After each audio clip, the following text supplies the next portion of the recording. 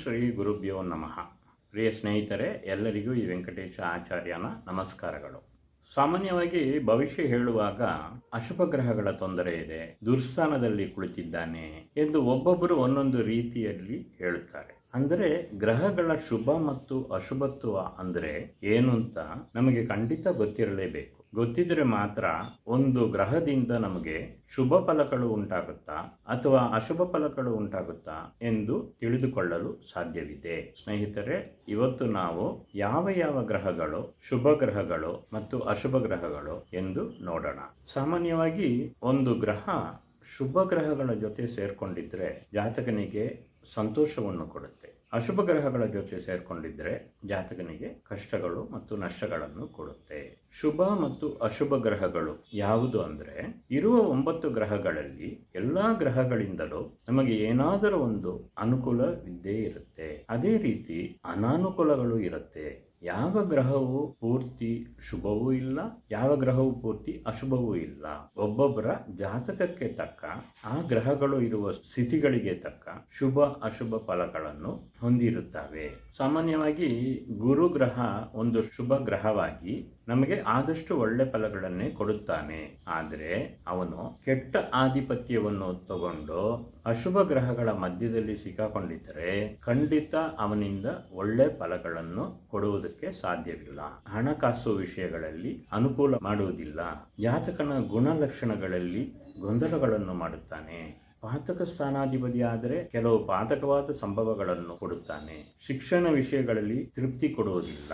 ಅದೇ ರೀತಿ ಕುಜಗ್ರಹ ಅಶುಭ ಗ್ರಹ ಎಂದು ಹೇಳಲಾಗುತ್ತೆ. ಅವನಿಂದ ಜಗಳ, ಹಠಮಾರಿತನ, ಹೆಚ್ಚಿನ ಸಿಟ್ಟು, ಗಲಾಟಿಗಳು, ಅಪಘಾತಗಳು, ರಕ್ತಗಾಯ ಉಂಟಾಗುವುದು, ಅದು ಹಲವಾರು ಅಶುಭ ಫಲಗಳನ್ನು ಕೊಡಕ್ಕೆ ಸಿದ್ಧವಾಗಿರುತ್ತಾನೆ. ಆದರೆ ಕುಜ ಶುಭವಾಗಿ ಬಲವಾಗಿದ್ದರೆ ಮಾತ್ರ ಆ ವ್ಯಕ್ತಿಗೆ ಧೈರ್ಯ ಇರುತ್ತೆ, ವೀರತ್ವ ಇರುತ್ತೆ. ಪೊಲೀಸ್, ಮಿಲಿಟರಿ ಮತ್ತು ಎಸ್ಕಾರ್ಟ್ಗಳು, ಡಾಕ್ಟರ್ಗಳು, ಇಂಜಿನಿಯರ್ಗಳು ಆಗಿದ್ದ ಕೆಲಸಗಳಲ್ಲಿ ಇರುವುದು ಎನ್ನುವ ವಿಷಯಗಳನ್ನು ಜಾತಕ ಅನುಭವಿಸಕ್ಕಾಗುತ್ತೆ.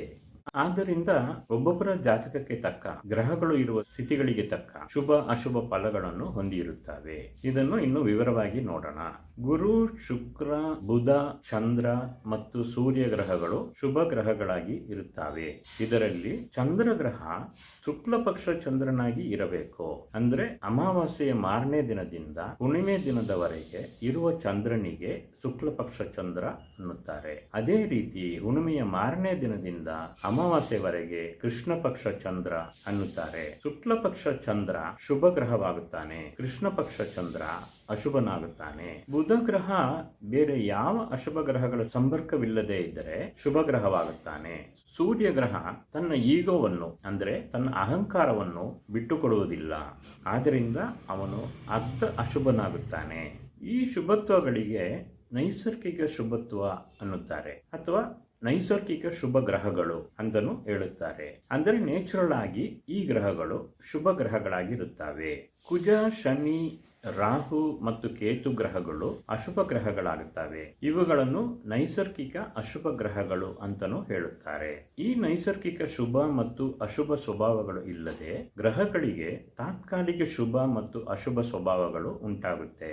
ಅದು ಯಾವಾಗ ಅಂದರೆ, ಪ್ರತಿಯೊಬ್ಬರ ಜಾತಕದಲ್ಲೂ ಗ್ರಹಗಳು ಲಗ್ನ ಭಾವದಿಂದ ಯಾವ ಮನೆಗಳಲ್ಲಿ ಕುಳಿತುಕೊಂಡಿದ್ದಾರೆ ಎನ್ನುವುದನ್ನಿಟ್ಟು ತಾತ್ಕಾಲಿಕ ಶುಭ ಅಶುಭ ಸ್ವಭಾವವನ್ನು ನಿರ್ಧರಿಸಬೇಕು.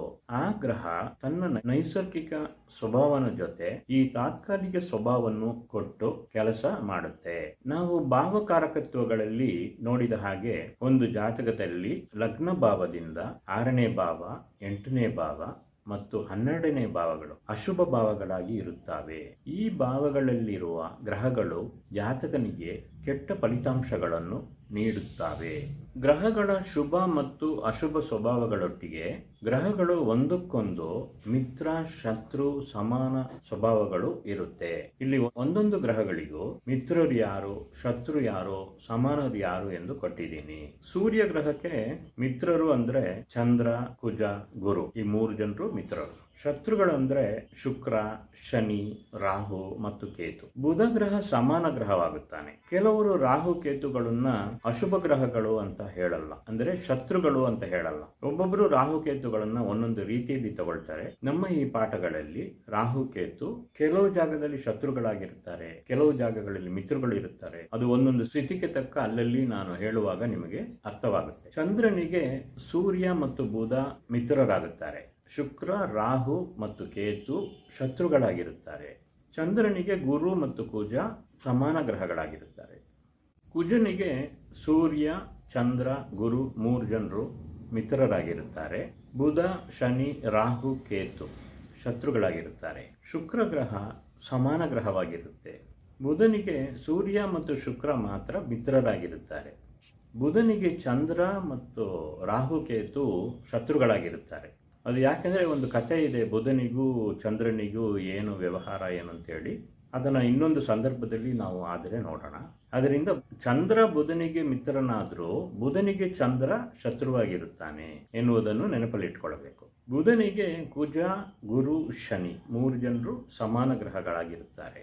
ಗುರು ಗ್ರಹಕ್ಕೆ ಸೂರ್ಯ, ಚಂದ್ರ, ಕುಜ 3 ಜನರು ಮಿತ್ರರುಗಳಾಗಿರುತ್ತಾರೆ.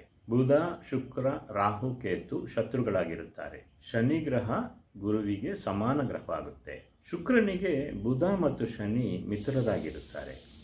ಸೂರ್ಯ, ಚಂದ್ರ ಶತ್ರುಗಳಾಗಿರುತ್ತಾರೆ. ಕುಜ, ಗುರು, ರಾಹು ಮತ್ತು ಕೇತು ಸಮಾನ ಗ್ರಹಗಳಾಗಿರುತ್ತಾರೆ. ಶನಿ ಗ್ರಹಕ್ಕೆ ಬುಧ ಮತ್ತು ಶುಕ್ರ ಮಿತ್ರರಾಗಿರುತ್ತಾರೆ. ಸೂರ್ಯ, ಚಂದ್ರ, ಕುಜ ಶತ್ರುಗಳಾಗಿರುತ್ತಾರೆ. ಗುರು, ರಾಹು, ಕೇತು ಸಮಾನವಾಗಿರುತ್ತಾರೆ. ರಾಹು ಮತ್ತು ಕೇತುವಿಗೆ ಶುಕ್ರ, ಶನಿ ಇವರಿಬ್ಬರು ಮಿತ್ರರಾಗಿರುತ್ತಾರೆ. ಸೂರ್ಯ, ಚಂದ್ರ, ಕುಜ ಈ 3 ಜನರು ಶತ್ರುಗಳಾಗಿರುತ್ತಾರೆ. ರಾಹುವಿಗೆ ಕೇತು, ಬುಧ, ಗುರು 3 ಜನರು ಸಮಾನ ಗ್ರಹಗಳು. ಅದೇ ರೀತಿ ಕೇತುವಿಗೆ ರಾಹು, ಬುಧ, ಗುರು ಸಮಾನ ಗ್ರಹಗಳಾಗಿ ಇರುತ್ತಾರೆ.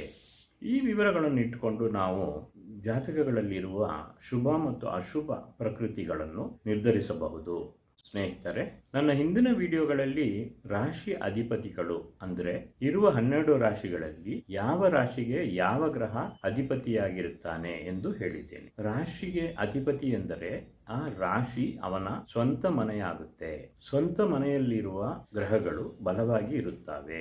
ಈ ಗ್ರಹಗಳ ಬಲವನ್ನು ನಿರ್ಧರಿಸುವಾಗ ನಾವು ಎಲ್ಲಾ ಗ್ರಹಗಳನ್ನು ನಮ್ಮ ಸಂಬಂಧಿಕರಂತೆ ಭಾವಿಸಬೇಕು. ಅಂದರೆ ನೀವು ನಿಮ್ಮ ಸ್ವಂತ ಮನೆಯಲ್ಲಿ ಇರುವಾಗ ಅಥವಾ ತಾಯಿನ ಮನೆಯಲ್ಲಿ ಇರುವಾಗ ಎಷ್ಟು ಹಾಯಾಗಿ ಇರುತ್ತೀರೋ ಅದೇ ರೀತಿಯಲ್ಲಿ ಒಂದೊಂದು ಗ್ರಹ ತನ್ನ ಸ್ವಂತ ಮನೆಯಲ್ಲಿರುವಾಗ ಆ ಜಾತಕ ಆ ಗ್ರಹದ ಕಾರಕತ್ವಗಳಿಂದ ಯಾವ ಕಷ್ಟಗಳು ಇಲ್ಲದೆ ಸಂತೋಷವಾಗಿ ಇರುತ್ತಾನೆ. ಅದೇ ಸಮಯದಲ್ಲಿ ನಿಮ್ಮ ಮನೆಗೆ ಒಂದು ಶತ್ರು ಬಂದು ಸೇರ್ಕೊಂಡ್ರೆ ನಿಮ್ಮ ಸ್ವಾತಂತ್ರ್ಯಕ್ಕೆ ಹೇಗೆ ಹಾನಿಯಾಗುತ್ತೋ ಅದೇ ರೀತಿ ಸ್ವಕ್ಷೇತ್ರದಲ್ಲಿ ಒಂದು ಗ್ರಹ ಇರುವಾಗ ಅಲ್ಲಿ ಒಂದು ಶತ್ರು ಗ್ರಹ ಬಂದು ಸೇರ್ಕೊಂಡ್ರೆ ಆ ಗ್ರಹಗಳಿಂದ ಜಾತಕನಿಗೆ ಕೆಲವು ಕಷ್ಟಗಳು ಉಂಟಾಗುತ್ತೆ. ಅದೇ ರೀತಿ ಶತ್ರು ಗ್ರಹದ ಬದಲಿಗೆ ಒಂದು ಮಿತ್ರ ಗ್ರಹ ಬಂದು ಸೇರ್ಕೊಂಡ್ರೆ ಅವನು ಹೆಚ್ಚಿನ ಸಂತೋಷಗಳನ್ನು ಅನುಭವಿಸುತ್ತಾನೆ. ಒಂದು ಇಂಟ್ರೆಸ್ಟಿಂಗ್ ಮ್ಯಾಟರ್ ಏನಂದರೆ, ನಮ್ಮ ಆಫೀಸಲ್ಲಿ ಒಬ್ಬರು ಲೇಡೀಸ್ ಸ್ಟೆನೋಟೈಪಿಸ್ಟ್ ಇದ್ದರು. ಒಂದು ದಿನ ಸಾಯಂಕಾಲ ಮನೆಗೆ ಹೋಗುವ ಟೈಮಲ್ಲಿ ಅವರು ಮನೆಗೆ ಹೊರಡದೆ ಕೆಲಸ ಮಾಡ್ತಾ ಇದ್ದರು. ಆವಾಗ ಏನು ಮೇಡಮ್ 5:40 ಆಯಿತು, ಬಸ್ಸು ಹೋಗ್ಬಿಡುತ್ತಲ್ಲ, ಇನ್ನೂ ಹೊರಡಲಿಲ್ವಾ ಎಂದು ಕೇಳಿದೆ. ಅದಕ್ಕೆ ಅವರು ಇಲ್ಲ ಸರ್, ಇವತ್ತು ಸ್ವಲ್ಪ ಕೆಲಸ ಇದೆ, ಲೇಟಾಗಿ ಮನೆಗೆ ಹೋಗೋಣ ಅಂತ ಇದ್ದೀನಿ ಅಂದರು. ಏನು ಮೇಡಮ್, ಬಹಳ ಆಶ್ಚರ್ಯವಾಗಿದೆ, ನೀವು 5:15ಗೆ ಮೇಕಪ್ ಹಾಕ್ಕೊಂಡು ಹೊರಡಕ್ಕೆ ತಯಾರಾಗಿಬಿಡ್ತೀರಾ, ಇವತ್ತು ಏನು ಡ್ಯೂಟಿ ಕಾನ್ಶಿಯಸ್ಸು ಎಂದು ಕೇಳಿದೆ. ಕೂಡಲೇ ಅವರು ಇರುವುದನ್ನು ಹೇಳಿಬಿಡೋಣ, ಇನ್ನೊಂದು ದಿನ ಕೆಲಸ ಜಾಸ್ತಿ ಇರುವಾಗ ಲೇಟಾಗಿದ್ದು ಮಾಡಿಕೊಟ್ಟು ಹೋಗಿ ಅನ್ನುತ್ತಾರೆ ಎಂದು. ಏನಿಲ್ಲ ಸರ್, ಮನೆಗೆ 2 ಲಗೇಜ್ ಬಂದಿದೆ, ನಾನು ಇಷ್ಟು ಭಾರ ಇಟ್ಕೊಂಡು ಮನೆಯಲ್ಲಿ ಕೆಲಸ ಮಾಡೋದಕ್ಕೆ ಕಷ್ಟಪಡ್ತಿದ್ದೀನಿ, ಇದರಲ್ಲಿ 2 ಲಗೇಜ್ಗಳು ಬೇರೆ, ನಾನು ಲೇಟಾಗಿ ಹೋದರೆ ಆ ಲಗೇಜ್ಗಳನ್ನು ನಮ್ಮ ಗಂಡ ನೋಡ್ಕೊಳ್ತಾರೆ ಸರ್ ಅಂದರು. ಏನಮ್ಮ ಅದು ಲಗೇಜು ಅಂತ ಕೇಳಿದೆ. ಎಂದು ಕೇಳಿದ ಕೂಡಲೇ ಅವರು ಅದೇ ಸರ್, ನನ್ನ ಗಂಡನ ತಂದೆ ತಾಯಿ ಬಂದಿದ್ದಾರೆ ಅಂದರು. ಅದು ಕೇಳಿದ ಕೂಡಲೇ ನನಗೆ ತುಂಬ ಶಾಕ್ ಆಯಿತು. ಅತ್ತೆ ಮಾವ ಅಂತ ಹೇಳೋಕ್ಕೂ ಅವರಿಗೆ ಮನಸ್ಸು ಇರಲಿಲ್ಲ. ಇದೇ ರೀತಿ ಒಂದು ಗ್ರಹ ಸ್ವಂತ ಮನೆಯಲ್ಲಿರುವಾಗ ಜೊತೆಗೆ ಬೇರೆ ಒಂದು ಶತ್ರು ಗ್ರಹ ಬಂದು ಸೇರಿಕೊಂಡ್ರೆ ಇದೇ ಪರಿಸ್ಥಿತಿಯಲ್ಲಿ ಅಶುಭ ಫಲಗಳು ಇರುತ್ತವೆ. ಇದೇ ಥರ ನಮ್ಮ ಸ್ಟೆನೋಟೈಪಿಸ್ಟ್ ಅವರ ತಾಯಿ ಮತ್ತು ತಂದೆ ಅವರ ಮನೆಗೆ ಬಂದ ಕೂಡಲೇ 2 ದಿನ ಆಫೀಸಿಗೆ ರಜೆ ಹಾಕಿ ಅವರನ್ನು ಎಲ್ಲೆಲ್ಲಿ ಸುತ್ತಾಡಿಸಬೇಕೋ, ಯಾವ ಯಾವ ರೀತಿಯಲ್ಲಿ ಅವರುಗಳನ್ನು ಸಂತೋಷಪಡಿಸಬೇಕೋ ಅಷ್ಟು ರೀತಿಯಲ್ಲಿ ಖುಷಿಪಡಿಸುವುದೇ ಅವರ ಪ್ರಧಾನ ಕೆಲಸವಾಗಿರುತ್ತೆ. ಆ ವಾರ ಇಡೀ ತುಂಬ ಖುಷಿಯಾಗಿ ಕಾಣಿಸ್ತಾರೆ. ಇದೇ ರೀತಿ ಒಂದು ಗ್ರಹ ಸ್ವಂತ ಮನೆಯಲ್ಲಿ ಇರುವಾಗ ಜೊತೆಗೆ ಬೇರೆ ಒಂದು ಮಿತ್ರ ಗ್ರಹ ಸೇರಿಕೊಂಡ್ರೆ ಇದೇ ಪರಿಸ್ಥಿತಿಯಲ್ಲಿ ಒಳ್ಳೆ ಫಲಗಳು ಇರುತ್ತವೆ. ಸ್ನೇಹಿತರೆ, ಈ ವಿಡಿಯೋವನ್ನು ಕೊನೆಯವರೆಗೆ ನೋಡಿದ್ದಕ್ಕೆ ಧನ್ಯವಾದಗಳು. ನಾನು ಹೇಳಿದ್ದ ವಿವರಗಳಲ್ಲಿ ಏನಾದರೂ ನಿಮಗೆ ಗೊಂದಲವಿದ್ದರೆ ಮತ್ತು ಕೇಳಿ, ನಿಮಗೆ ಚೆನ್ನಾಗಿ ಅರ್ಥ ಆಗುತ್ತೆ. ಈ ವಿಡಿಯೋ ನಿಮಗೆ ಇಷ್ಟವಾಗಿದ್ದರೆ ಲೈಕ್ ಬಟನ್ ಒತ್ತಿ, ನನ್ನ ಈ ಚಾನಲಿಗೆ ಸಬ್ಸ್ಕ್ರೈಬ್ ಮಾಡಿ, ಈ ಲಿಂಕನ್ನು ನಿಮ್ಮ ಸ್ನೇಹಿತರುಗಳಿಗೆಲ್ಲ ಕಳಿಸಿ. ಎಲ್ಲರಿಗೂ ಉಪಯೋಗವಾಗಲಿ, ಎಲ್ಲರಿಗೂ ಶುಭವಾಗಲಿ. ಇನ್ನು ಮುಂದಿನ ವಿಡಿಯೋದಲ್ಲಿ ನೋಡೋಣ. ನಮಸ್ಕಾರ. ಸರ್ವೇ ಜನ ಸುಖಿನೋ ಭವಂತು.